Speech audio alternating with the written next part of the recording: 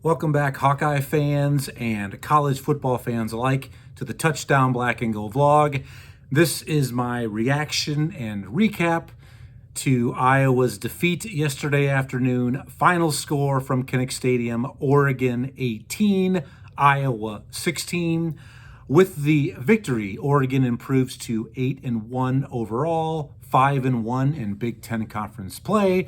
And following the loss, Iowa falls to 6-3 overall, 4-2 within the Big Ten Conference.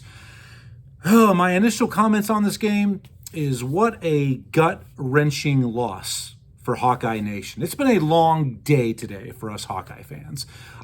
Before I say anything else, I do want to say congratulations to the Oregon Ducks, their fans, their program, players, coaches. I mean, it was a huge prove-it game for both squads. And Oregon came in, they got it done. I mean, it wasn't pretty at times, but ultimately, all that really matters come November football is dubs and L's. And Oregon, well done, congratulations. And I apologize, it's Sunday, late afternoon, early evening, but I've just needed a little bit of time to stomach and swallow this loss. I mean, I'm 44 years old. I've been through a lot of these heartbreaking losses in my day. I've been a fan since I was 8 years old. But following last night's game, I was just sick to my stomach. And I wasn't upset or mad, angry. I mean, back in my youth, all right, maybe I would let a loss like this completely ruin my weekend, my week. But I'm above and beyond that now. I've matured. But I just put so much into this game. I mean, all week, I just truly believed and thought that Iowa was going to win this game. And I had very good reasons to think that. And I expressed those in my preview episode for the game that went down last night. And I put so much energy, heart, and soul into this one that following that that walk-off kick, I mean, I just was sick to my stomach. I mean, I couldn't come on the air. I just felt really just sick and just that disappointment. I mean, just that, like the loss of a loved one. It really hurt. I mean, that loss really just hurt. All right. Even though Iowa lost to the better team, and I'm not making any excuses here, I don't believe in moral victories, and I'll further break it down from here as far as, the good, the bad, and the ugly from this game for both squads.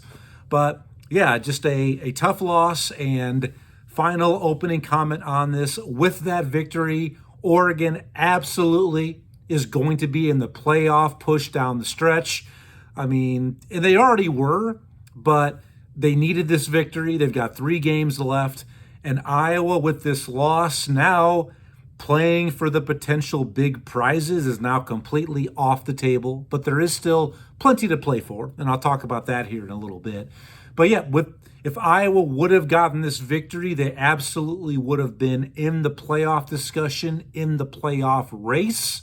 All right, and it's just, unfortunately, it's going to be maybe the season of the what-ifs and what could have beens for us Hawkeye fans.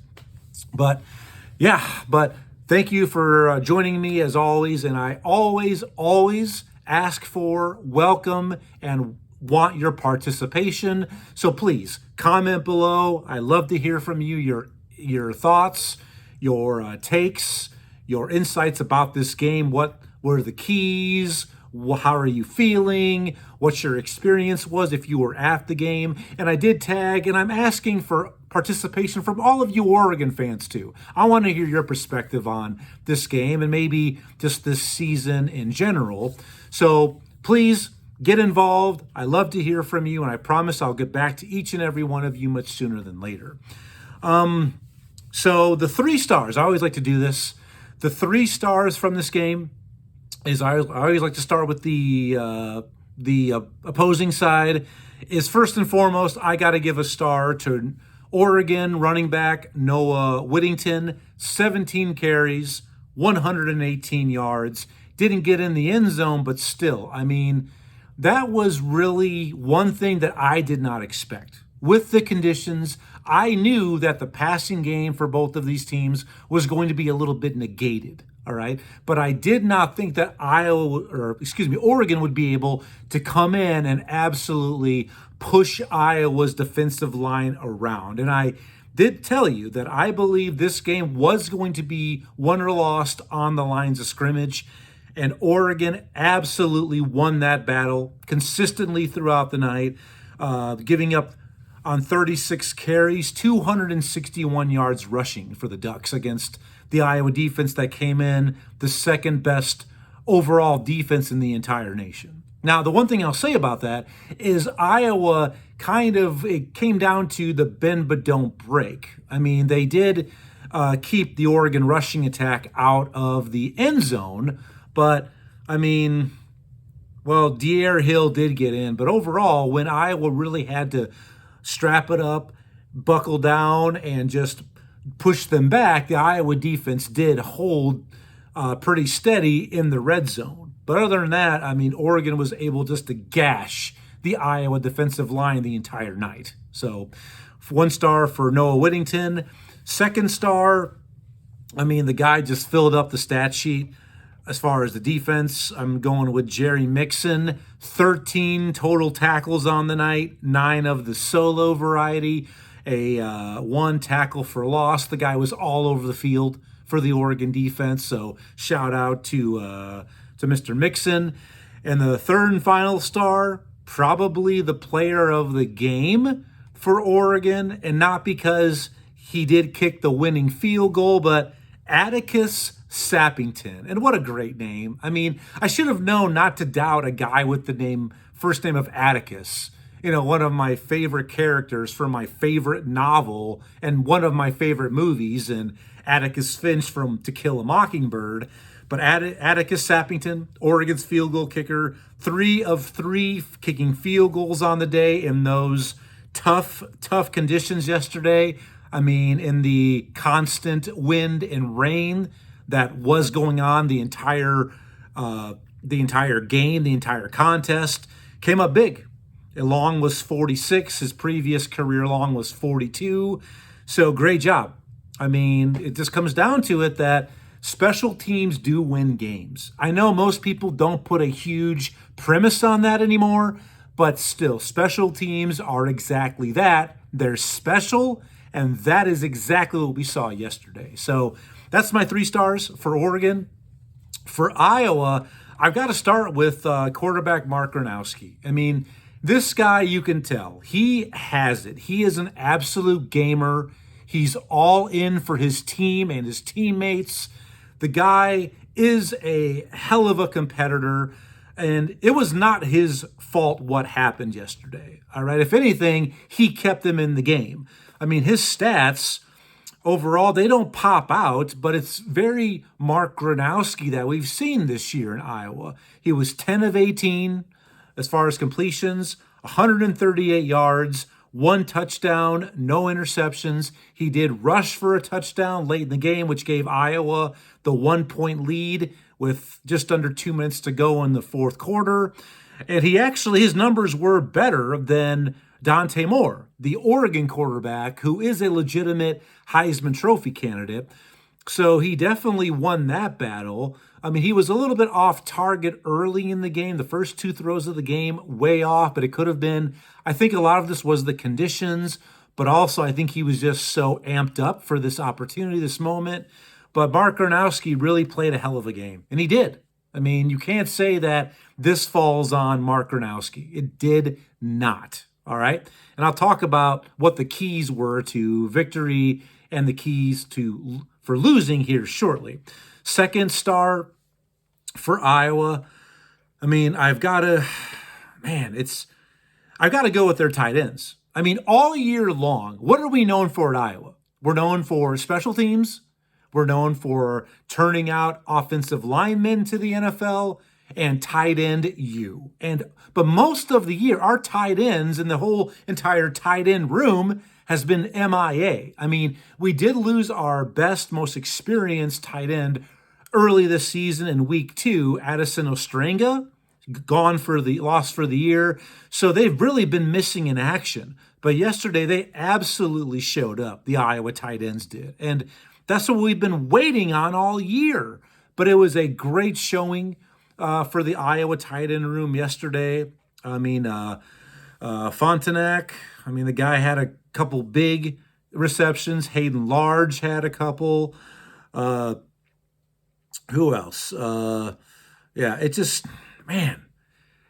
I've been waiting on that all year, and every Iowa fan has. And I was hoping and praying that maybe this new offense under second-year OC Tim Lester maybe had just phased out tight ends, but that's our DNA. But I was glad to see that they showed up yesterday and they were in the game, and they needed to be. So great job for the Iowa tight ends. Secondly, or actually third star, I've got to go with the Kinnick Stadium crowd. And that's what we're known for. Unfortunately, it didn't get us over the hump, all right? But in those conditions, all right, a constant rain, 42 degrees, overcast, wind. The Iowa crowd absolutely showed up and showed out. It'd be very easy in those conditions, being down 9-0 very early in the game, to where it could have quieted some of that motivation, that hypeness, the involvement, but they were there the entire game. Some people might have left because of those conditions or maybe didn't show up. I get that, but they just stayed and they were highly involved, and credit to them. They had a great showing on national television. Okay, it did make things more difficult for Oregon, but I loved how you could tell on television the crowd was loud. They were on top of them, and they were backing our home Hawkeyes until the very end. So that's where my third star goes to the Kinnick Stadium crowd. It was great. I just wish it would have been a better final outcome, obviously, for all of those who braved those conditions and just sat through it. I just wish they would have been rewarded better overall. So what were the keys to this game? For Oregon, I already kind of mentioned it. The running attack, the rushing attack, that was really it. That's what helped. They almost kind of out-Iowa'd Iowa. And I don't know if that's what Coach Dan Lanning's plan was, to try to drag Iowa into a phone booth and play their game. But they absolutely out-defeated Iowa's game plan by that rushing attack.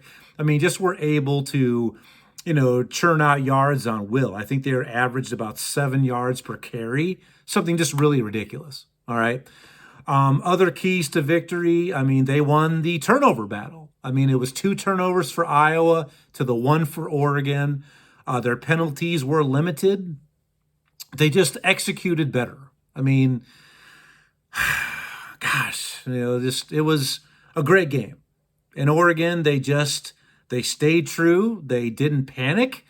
And I'll go back to why this was such a huge game for Oregon. All right. For both teams, I had mentioned it was, but this was a bigger game for Oregon. Oregon, their expectations, they were expected to be in this position. They were chosen by many to be in the college football playoff preseason, yours truly included in that. So the expectation for them, they're almost expected to be in this position, right? But I think they were a little bit, Oregon Nation, Duck Nation, was a little bit surprised by getting the number 9 ranking for the initial college football playoffs. I thought they'd be a little bit higher myself, too, but I think they were a little bit surprised. But when you look at their resume, only having 1 victory over a team with a winning record coming into yesterday's game, it was a big game for them. Because if Oregon would have lost yesterday, I don't know if they'd ended up making the college football playoff with 2 losses. I don't know. It would have been difficult. They would have had to take care of their business, but I think they would have maybe needed a little bit of help. So it was a huge game, and they didn't panic. They looked Iowa eye to eye and didn't flinch. So that was the keys for them. The keys that led to a loss for Iowa, it just was the 2 turnovers, all right, and the safety. I'm going to start off with the safeties, okay? First quarter, Iowa special teams all season long they've been a little bit un-Iowa-like, other than maybe Caden Weegan returning kicks, but I'll talk more about him here in a little bit about yesterday's performance. But not one, but two really terrible snaps from Iowa's long snapper in the punt game in that first quarter. Reese Dakin, the punter from down under, he was able to corral the first one. And that was such a athletic play that Reese Dakin could maybe even get one of my 3 stars. I mean, yes, he saved Iowa a lot of points in yesterday's game. I mean, the first high snap, he was up, corralled it, and still got it off. So saved Iowa potentially a safety, 2 points, if not maybe a touchdown right there for Oregon. But the second one, he had no chance to corral it. It was well offline. And to Reese Dakin's credit, he had enough focus to at least bat the ball out of the end zone. So that did lead to that safety initially for Oregon. But just the Iowa special teams, they haven't looked great all year. Drew Stevens, 1 for 1 yesterday. I mean, kicked that 58-yard field goal, which was uber impressive in that third quarter. Actually, it might have been the fourth quarter. It was the fourth quarter. But he's been a little bit erratic and not the most consistent or reliable all year. That was a big key. Iowa only had 1 penalty. I mean, they are the least penalized team in the nation. But that Caden Weegan turnover, all right? And that really was the biggest key. But actually, the 3 biggest plays in that game yesterday, I'll tell you what I think they were. It wasn't Atticus's field goals, but there we are. Late in the third quarter, Iowa's driving. At this point, it's 12-7. Iowa's inside Oregon's red zone. Caden Weegan gets a little bubble screen, a little pass over the middle. He turns it over. It gets knocked out, recovered by Oregon. And he's had a great year. He's Iowa's most explosive player on the entire roster. I mean, the guy has 3 kick returns. You want to get him involved. It's hard. You can't just pin it all on one person. But if Iowa right there, let's say worst case scenario, they get 3. It's 12-10. You got a whole quarter to go. Now it's almost looking like, hey, this is your typical Iowa team. I'm thinking they're going to be able to find a way, and it didn't help. But that wasn't the end of the game. There still was a whole quarter to go.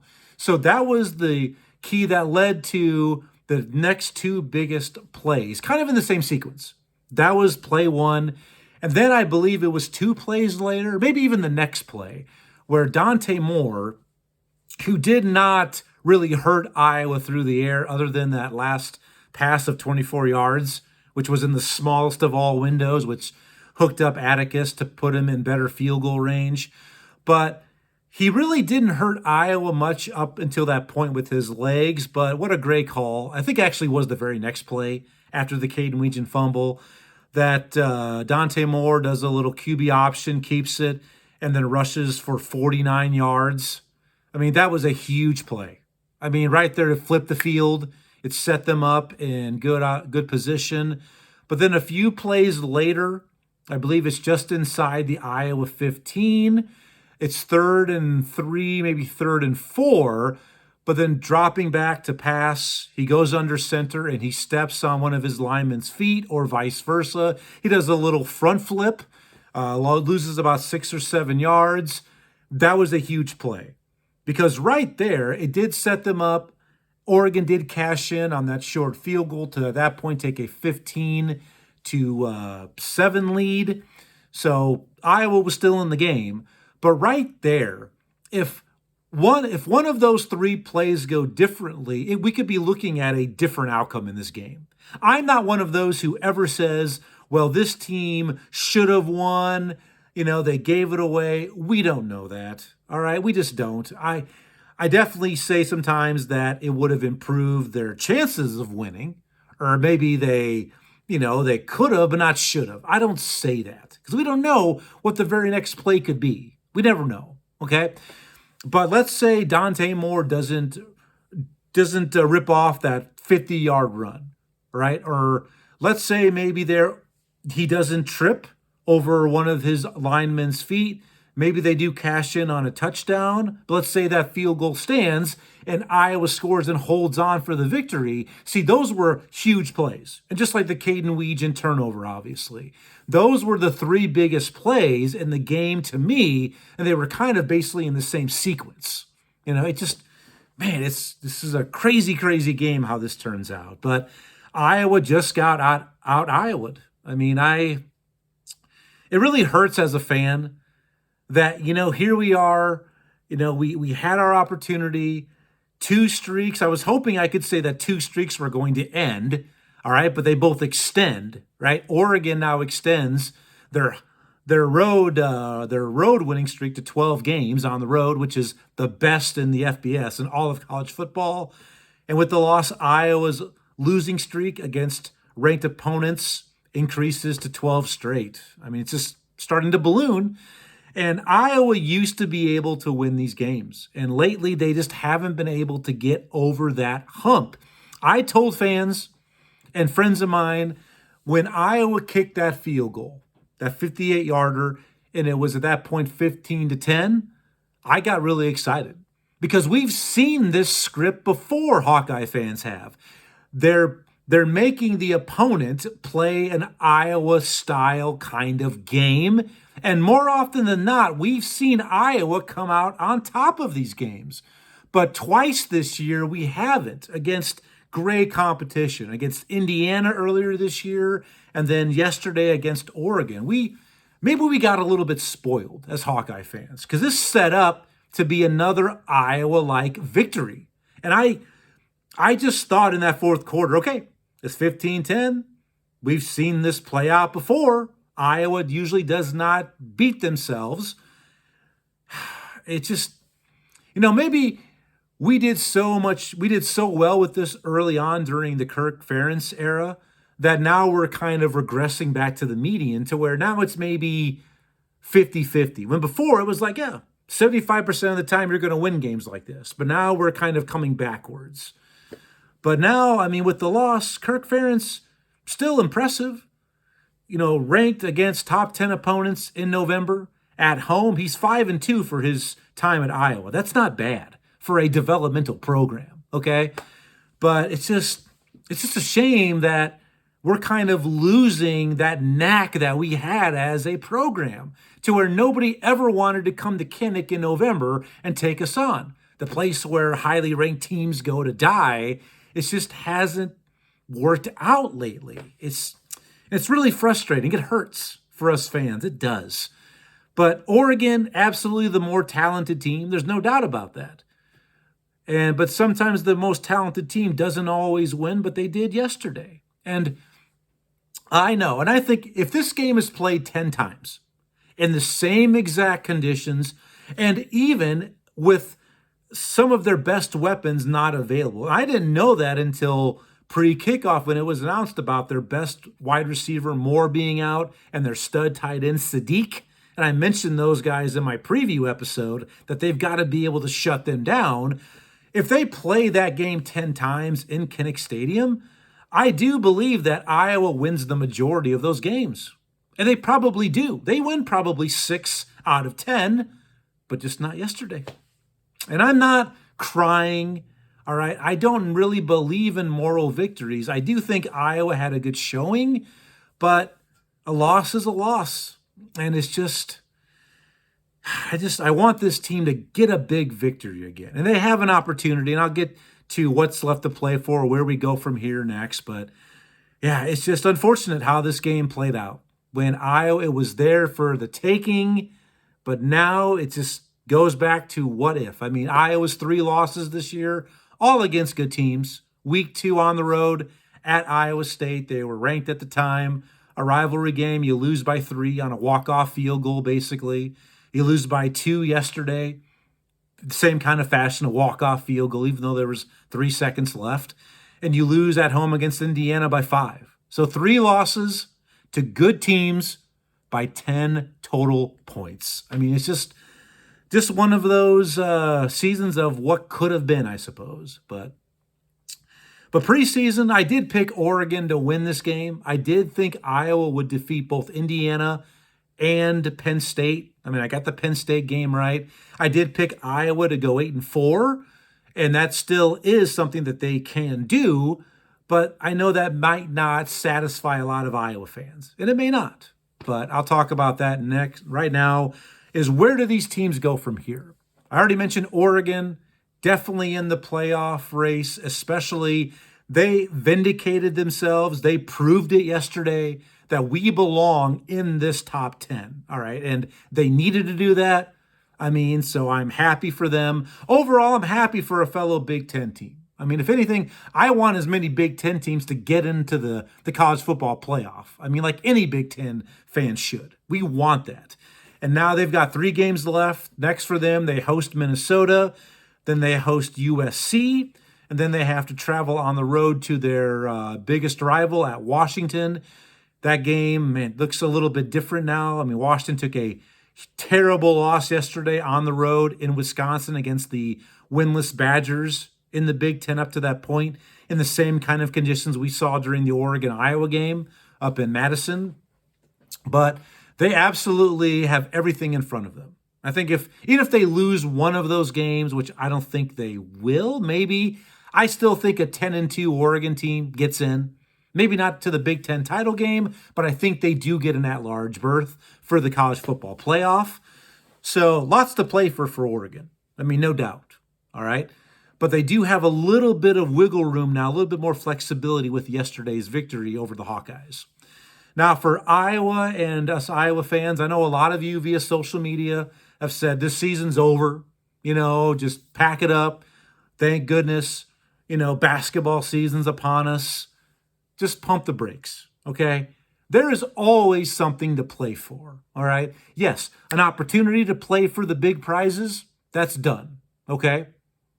But this team, they still could win out. Right? If they win out, they go 9-3, all right, with those 3 losses against good teams, all right? But they've got a big opportunity. Next week, they've got to get themselves up off the mat. It's going to be a tough ask, and it was going to be even if they won, all right? They've got to get themselves together, pack up, travel west, young man, and take on USC in the Coliseum on Saturday, and really have the opportunity to try to exercise some demons. I mean, Iowa, historically, has not played well in Cali, and especially in La La Land. It has not been a fun trip for them. I mean, a house of horrors. So they do have the opportunity to rise up and exercise those demons, a great opportunity to get a good win against a highly ranked team. USC won Friday night against Northwestern. They came into the weekend number 19. I think they'll probably move up to right around 15, or if not 14. So they do have a good opportunity to get a good victory on the year, something that will kind of take the bitterness of these home losses out of our mouths. So there's lots to play for. You've got Michigan State at home on Senior Day, chance to get a little bit of a revenge against the Spartans, who embarrassed Iowa last year up in East Lansing. And then the Black Friday trip against another one of your rivals for a trophy game at Nebraska, where those guys want to defeat Iowa terribly. So if you lose to USC or even to Nebraska, you go 8-4. I know that's what Iowa finished last year. I picked them to go 8-4, as I said. But last year, the outlier for them is they had an easy schedule. This is a much better Iowa team. I mean, if they go 8-4 or 9-3, you're going to be playing in a second-tier bowl, all right? You're going to be playing, Southern Florida's pretty nice come late December, early January. You're probably going to be playing either in the Citrus Bowl or the ReliaQuest Bowl, a.k.a. the Outback Bowl. All right, it's going to be a good bowl, all right? And that's really the next best thing to playing in the college football playoff bowls. My father, rest his soul, the man who introduced me to all things Iowa, who gave me the love of the Hawkeyes, he always used to say, and he's right, this is before the playoff era, before even the BCS era, that, hey, son, the best teams in the nation, they played New Year's Day and after. And he's right. And that still holds up now, even though there is more bowl games, more teams. So Iowa, take care of business. Try to win out, go 9-3, go 8-4. You're probably going to be in a really good bowl, that second tier bowl. There's a lot to play for, all right? Don't pack it up. Just don't say next season or, hey, we're just going to play for audition for next season. That's hooey. And fans who say that, you need to check yourself before you wreck yourself, okay? Lots to still to play for on the table. But I'm going to go and wrap it up now. It's been 30 minutes. I really, really appreciate your time, your attention. Please, if you could do whatever you feel is necessary or is doable to help the channel improve, to grow, like, share, comment, as I mentioned, subscribe. I would absolutely uber appreciate it. I want to hear from all of you, Hawkeye fans, Oregon Duck fans, college football fans alike. It's been a tough day. I mean, this one really hurt. It did. It hurts, and it just would have been nice to have a big-time victory at home to end the streak and just kind of get that signification back, that signification, that symbology of Kinnick Stadium, a place you don't want to go to, especially in November when there's so much at stake this time of year as a highly ranked team. Man, it's just that close. It's just unfortunate, but hey, we'll see what the rest of the year holds, and maybe they can get it done against USC on Saturday, but time will tell. But Hawkeye fans, hold your heads high. It was a good showing. It didn't quite work out, but overall, I think you should be satisfied with what we saw yesterday, all right? And also, Iowa's really got to do a little bit better job on their two-point conversions, their attempts. I can't remember the last time I saw Iowa convert a two-point conversion. It's been a long time. But then again, you've got Mark Gronowski, who's going to be able to use his legs. I don't know why it's always a pass on a two-point conversion. It always is, it seems like, and they never convert it. It's been a long time. But anyway, that's all I'm going to say. I'm going to wrap it up. I will be back probably tomorrow or Tuesday with my updated power rankings. I want to get that out before the next college football playoff rankings come out Tuesday night. So be looking out for me then. Expect it. Please like, share, rate, subscribe. Let me know what you think. And until then, enjoy the rest of your weekend. Enjoy your upcoming work week, your school week. Be safe, peace, prosperity. And I'll talk to you soon on the Touchdown Black and Gold vlog. And as always, go Hawks. See ya.